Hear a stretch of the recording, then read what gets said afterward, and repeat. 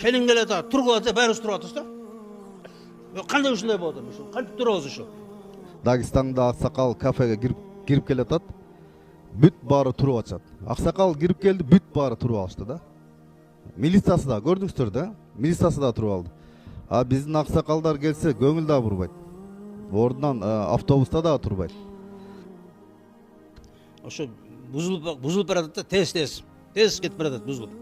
Мына бир 30 жылдай дагы кармалып, кайра салтыбызды тирилтип аткандай болгон элек да, бирок катуу кетип барат да. Мисалы мынагу аябай бейчеки оюндар, бейчеки тойлор,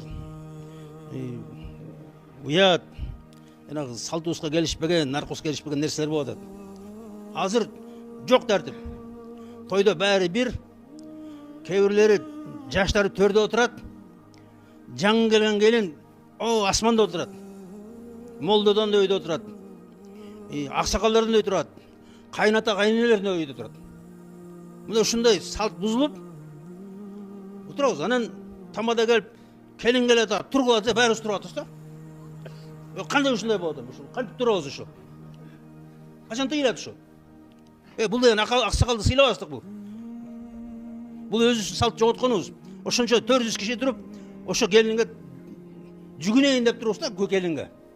Жанагы жүгүнү мишеткени ал артист кошо жүгүнүп жүрө. Шоу ал. Жүгүнүп эмес ал.